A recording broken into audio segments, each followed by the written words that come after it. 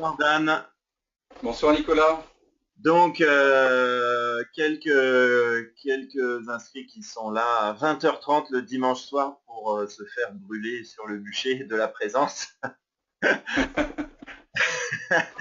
Alain, Céline, Chérif, France, Geneviève, Jean-Claude, Joël, Karine, bonsoir, bonsoir, bonsoir tout le monde, Laïa, Marc-André, etc.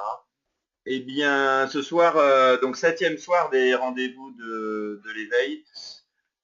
Avec Dan, comme d'habitude, vous savez qu'on privilégie une pratique au début plutôt que de raconter des choses. Donc, Dan, je te donne le micro que tu as déjà, si tu veux animer la pratique. Alors tout d'abord, je suis très heureux d'être là avec vous ce soir pour partager la présence éveillée que nous sommes déjà. Et c'est assez étonnant de voir que ce partage-là maintenant se partage à grande échelle sur Internet, en direct, dans le monde entier.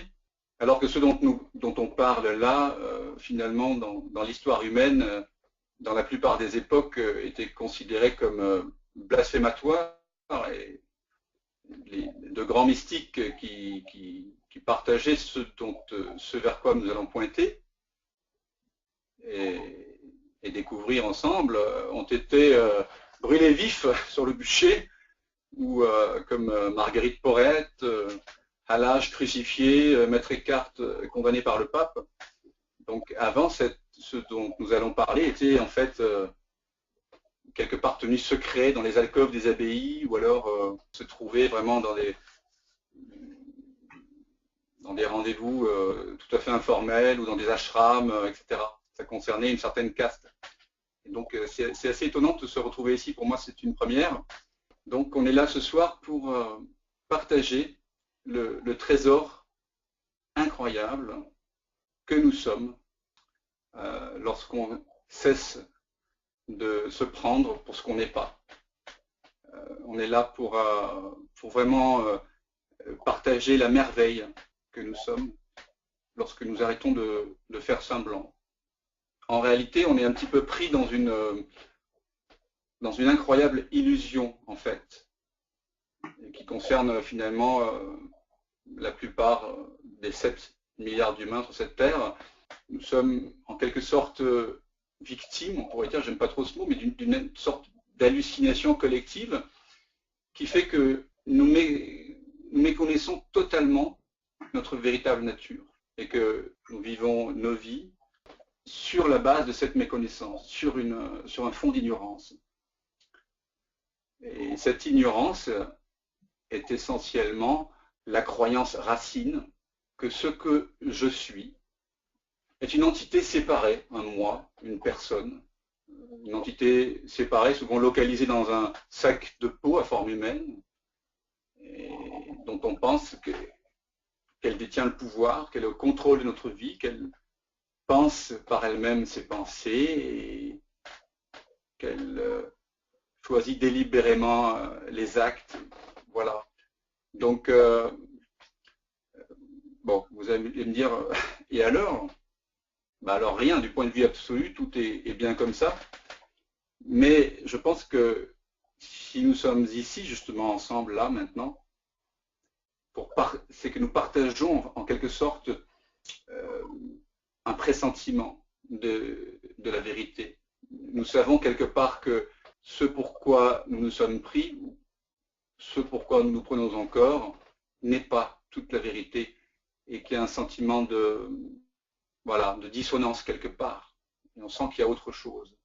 Alors pourquoi aller regarder ça? Parce que quand on a épuisé un petit peu tous les désirs humains, les désirs d'accomplissement matériel, de reconnaissance, créatif, amoureux, voire spirituel, on se rend compte qu'il nous manque encore quelque chose. Qu'au fond de nous, il y a une sorte de carence, et on peut découvrir que cette carence ne sera jamais finalement remplie par les expériences ou par les choses et que finalement, il semble bien que ce qui voile notre véritable nature, ce soit le fait que nous nous prenons pour une entité séparée, et que la souffrance, le sentiment de séparation que nous ressentons dans nos vies, et la plupart des conflits dans le monde, soit lié justement à cette croyance racine. Donc ça vaut quand même, je pense, la peine, voilà, de percer la baudruche là, de tous ces faux savoirs. Et la joie, ça vaut la peine. Et on verra qu'il n'y a même pas d'effort finalement à faire pour reconnaître ce que nous sommes. Alors, ce que je vais vous proposer en fait, c'est en quelque sorte un geste un peu inhabituel, mais qui à mon sens est l'essence même de la spiritualité, c'est de retourner notre attention à 180 degrés vers la source même de l'attention. Dans un très vieux texte, un des plus vieux textes spirituels de l'humanité, les Upanishads, dans la Kena Upanishad, on dit que souvent un être en recherche de l'immortalité s'est retourné vers lui-même et s'est trouvé. Et c'est ce que je vais vous proposer finalement de faire là maintenant, de façon expérientielle. Alors il y a plusieurs outils d'attention pour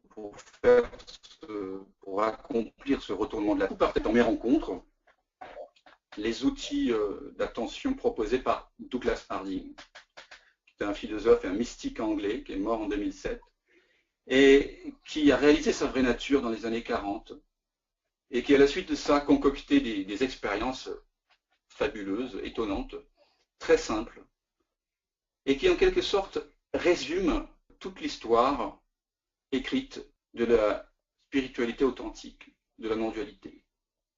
Donc il a appelé en fait ces expériences la vision sans tête. Donc vous allez comprendre dans quelques instants pourquoi. Donc je vais vous proposer de faire cette expérience là maintenant, où que vous soyez, avec moi. Alors évidemment dans mes rencontres je propose pas seulement les outils d'investigation de Douglas Harding, des expériences de Douglas, il y a aussi des jeux de révélation, on peut procéder par le dialogue ou par des méditations. Mais puisqu'il s'agit ici de l'éveil à sa vraie nature et que peut-être que certains d'entre vous ont des idées différentes de ce que c'est que l'éveil, on va tout de suite être très minimaliste, très direct. Donc je vais vous proposer de faire une expérience avec moi, mais vous allez la faire pour vous-même. C'est-à-dire qu'il ne servira absolument à rien de me regarder la faire ou de la lire ou d'y penser. Il s'agira de la faire concrètement et on va le faire à partir du sens de la vision. Ce n'est pas pour rien que ça s'appelle la vision sans tête. Vous allez prendre votre index, main droite ou main gauche, et il va représenter en quelque sorte la flèche de l'attention. Donc ce qui est très important, c'est que pendant la durée de cette expérience, je vais vous demander aussi de laisser tomber tout ce que vous croyez savoir, tout ce qu'on vous a dit, voilà, tous vos savoirs de seconde main, pour faire ce qu'on appelle une expérience directe. Parce que l'expérience de l'éveil à sa vraie nature, en quelque sorte, n'est même pas une expérience. C'est quelque chose qui se passe au-delà des mots. C'est un saut, finalement, une espèce de saut dans l'infini, dans l'inconnu. Donc, on va y aller ensemble, mais chacun ait sa propre autorité. Je ne vous demande pas de croire ce que je vous propose, vous allez constater par vous-même si ça résonne, comme un scientifique en fait qui part du non-savoir, qui est totalement ouvert à l'expérience et qui en fait laisse résonner les faits tels qu'ils se présentent à lui. Donc vous allez prendre votre index et puis vous allez pointer vers, par exemple, le plafond. Et vous regardez donc en direction du doigt. Hein, vous ne me regardez pas moi, vous regardez en direction du doigt. Et on peut donc être d'accord pour constater que ce plafond, il a une couleur, il a une forme limitée, peut-être rectangulaire ou ronde ou carrée. en tout cas il a une forme, qu'il a une opacité, c'est-à-dire qu'on ne voit pas à travers. Vous pouvez le dessiner également, ou le photographier. C'est un objet dans le monde, un objet perçu, une perception. Et ce plafond a une durée de vie, c'est-à-dire qu'il a été fabriqué à un moment donné, puis à un moment donné, il ne sera plus là. Et puis maintenant, je vais vous proposer de pointer par exemple vers la personne qui se trouve là-bas. Vous voyez là-bas également un visage qui a une forme, qui a des couleurs, qui a un nom qu'on peut dessiner, qui a un âge, hein, qui est né, qui va mourir, et qui est opaque aussi, hein, on ne voit pas à travers. Et puis vous allez maintenant pointer vers votre propre pied, vers un de vos pieds. Donc toujours la flèche de l'attention dirigée par l'index sur un de vos pieds. Et vous voyez que ce pied, même s'il est plus familier que le visage ou que le plafond, néanmoins, a les mêmes caractéristiques que ces perceptions-là, puisqu'il y a une couleur, il y a une forme, il est opaque, vous pouvez le dessiner, et il est né, puis il va mourir un jour. Hein, il est apparu dans le monde, puis il va disparaître. Puis maintenant, vous allez pointer vers vos cuisses, une cuisse. Donc cette cuisse est peut-être habillée, et elle a également une forme, une couleur. C'est un objet dans le monde, un objet perçu, qui a une limite, qui est opaque, qu'on peut dessiner. Puis maintenant, vous allez diriger la flèche donc, de l'attention vers le ventre, à 40 cm du ventre, et vous constatez que le doigt pointe vers un objet également,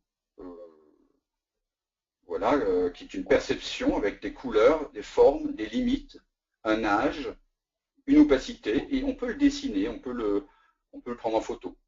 Puis vous dirigez le doigt vers la poitrine, et vous voyez que la poitrine également, elle est peut-être vêtue d'une forme, d'une couleur, elle a une limite, il y a une opacité, elle est née dans le monde, elle va mourir un jour. Et maintenant, je vous demande avec une extrême attention,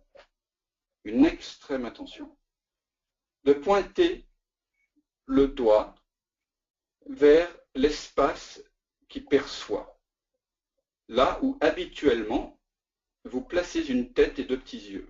Donc vous êtes à 40 cm au moins de cet espace, entre guillemets, pas loucher. Et je vais vous demander, est-ce que dans la direction du doigt, vous voyez en ce moment un visage? Est-ce que le doigt n'apparaît pas au sein d'un espace transparent, sans forme, sans limite? Est-ce que le doigt pointe vers quelque chose d'opaque, comme tout à l'heure? N'est-ce pas plutôt transparent? Est-ce qu'il pointe vers une couleur? Non, manifestement. Est-ce qu'il pointe vers quelque chose qui a un âge? Tout à l'heure, il y avait un âge sur le visage sur lequel vous pointiez sur l'ordinateur. Mais là, il n'y a pas de visage. Il pointe vers un espace sans âge, impersonnel, une sorte de vacuité. Mais une vacuité consciente, parce que là, vers où pointe le doigt, il n'y a peut-être personne, il n'y a peut-être pas de forme ou de couleur, mais il y a présence, il y a conscience. Et cette conscience, dans l'instant, est consciente d'être consciente. Donc, maintenant, vous prenez votre autre index de l'autre main, et je vais vous demander de pointer vers les objets. Donc, l'autre main va pointer vers les objets, et vous allez voir que les objets qui sont perçus là-bas, avec ce doigt-ci, ils apparaissent ici dans un espace qui n'est pas une chose. Les choses là-bas apparaissent dans un espace ici, qui est une non-chose. Là-bas, il y a des objets qui ont un âge, mais ils sont perçus dans un espace ici qui est sans âge. qui est atemporelle. Là-bas, je perçois des couleurs, mais elles sont perçues par un espace transparent, sans couleur. Et puis, à un moment donné, vous vous rendez compte qu'en réalité, vous pouvez baisser les doigts maintenant, vous avez conscience que le monde des formes et des couleurs apparaissent dans un espace au-dessus de vos épaules, dans un espace vacant. Et vérifiez si vous pouvez trouver dans l'instant une séparation entre cet espace qui est grand ouvert. Il est très très grand. Si vous prenez vos mains, vous allez voir que, waouh, il est énorme. Vous percevez le monde dans un espace immense. Vous voyez qu'il n'y a pas de séparation entre cet espace vide et tout ce qu'il contient. Vous venez de perdre une tête, mais vous avez gagné un cœur, car vous ne faites plus l'expérience d'une quelconque séparation entre le monde, entre ce qui est perçu, et ce témoin conscient, cette conscience témoin, cet espace vide qui perçoit. En quelque sorte, le vide est immédiatement rempli de ce plein. Ça, c'est l'expérience, en réalité, qu'ont fait tous les grands mystiques. Rumi, Halaj, Shankara, le Christ, Bouddha. C'est une non-expérience, mais c'est ce sentiment de non-séparation entre ce qui perçoit et ce qui est perçu. Il y a juste la vie, en fait. Il n'y a personne entre les deux. Il n'y a personne qui voit. La vie est perçue par personne, en quelque sorte. Et, comment dire, c'est tellement simple. Tellement simple. C'est peut-être, pour certains, vous allez me dire, c'est trop simple. La pensée va vous dire, c'est pas possible que ce soit si simple. J'ai lu des centaines de bouquins sur l'éveil, et là, qui nous proposent de réaliser notre vraie nature en pointant l'index vers l'espace. Mais voyez que cet espace au-dessus de vos épaules, à partir duquel le monde est perçu, dans lequel le monde apparaît et disparaît, a en réalité toujours été là. C'est comme ça que nous sommes construits de façon naturelle avec cette ouverture-là. Ensuite, on nous a appris que nous avions un visage dans le miroir. Et c'est important de savoir quelle apparence nous avons pour les autres. C'est très important, bien sûr. Mais en réalité, ce visage a pris toute la place. Ce visage dans le miroir ou dans les albums photos, on l'a pris dans le miroir, on l'a retourné, on l'a mis ici en imaginaire. Ce qui fait que nous vivons de façon constante en surimposant à cet espace qui est pure ouverture, qui est pur amour, qui est un grand oui inconditionnel, c'est l'amour inconditionnel, parce que cet espace, il dit oui à tout, il est inclusif, il n'a aucune identité, il n'est ni chinois, ni français, ni danois, ni anglais, il n'est ni féminin, ni masculin, il n'est ni triste, ni joyeux, il n'a pas de manque. Et donc, nous sommes cela de toute éternité. Donc, la pratique que nous venons de faire n'est pas une pratique au sens de je cherche à atteindre quelque chose. Non. C'est une non-pratique dans le sens, c'est une simple reconnaissance de ce que nous sommes déjà, depuis toujours. Nous avons toujours été cette ouverture pour le monde. Simplement, nous nous sommes mis à imaginer que nous étions quelqu'un. Et donc à imaginer un visage ici, une personne, avec ses conditionnements, ses préférences, ses désirs, ses peurs, etc. Et c'est tout à fait naturel. Simplement, ce visage est une surimposition. Cet ensemble de conditionnements apparaît, elle aussi, au sein de cet espace. Et donc, l'invitation, finalement, c'est on pourrait dire, c'est de vivre votre vie dans le quotidien, toutes les situations de votre quotidien, à partir de cet espace-là. Voir que le métro apparaît, la rame du métro apparaît dans cet espace, la ville, les arbres, les choses, les situations. Hein. Lorsque vous mangez quelque chose, ça entre dans l'espace, c'est goûté par l'espace. Lorsque vous entendez une musique, c'est goûté par le silence, cet espace. Quand vous faites l'amour à votre partenaire, c'est le visage de votre partenaire qui apparaît en vous.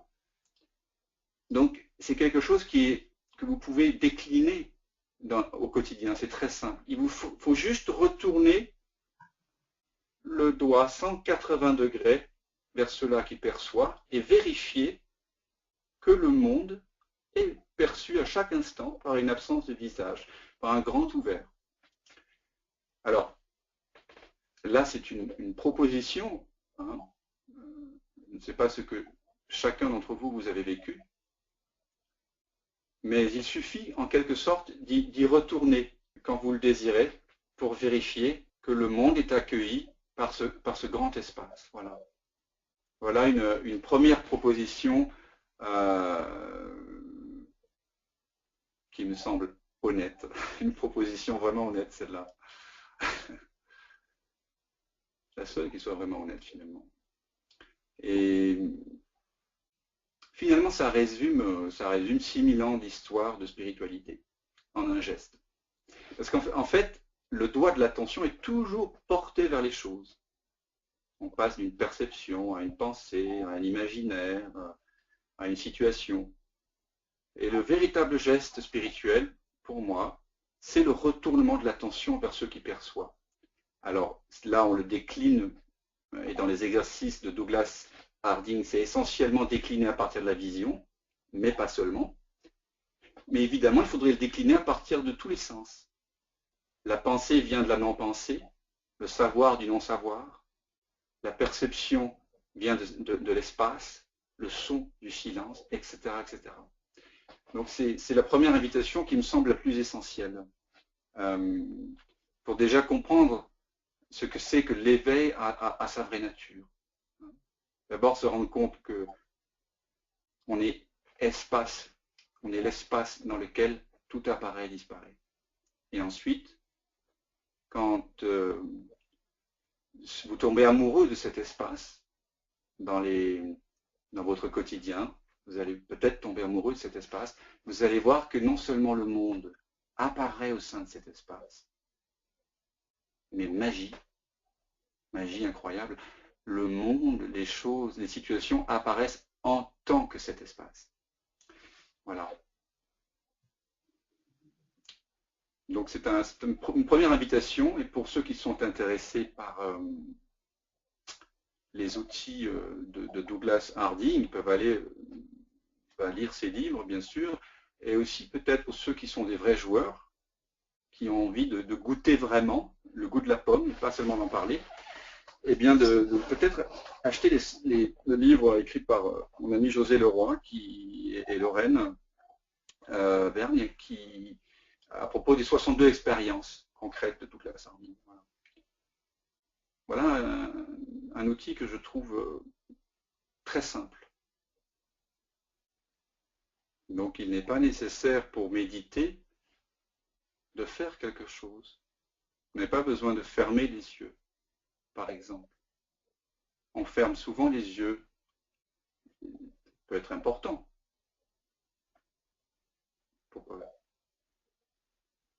court-circuiter la vision, qui est un sens éminemment lié au cerveau frontal, à l'ego aussi, puisque quand on est dans le domaine de la vision, ce qu'on est en général toute la journée, on étiquette énormément les choses avec la vision. C'est plus facile au travers du toucher, peut-être, ou du sens auditif, que de lâcher le mental. Et justement, c'est ça qui est très intéressant avec ces expériences de la vision sans tête, c'est que vous découvrez que voir que vous percevez à partir d'une absence de tête, que vous ne voyez pas votre propre tête dans l'instant présent, ça c'est vraiment l'essence de la méditation. Donc vous pouvez méditer, comme on dit, sur la place du marché. Quand je suis en vélo à Paris, je vois que le paysage entre en moi.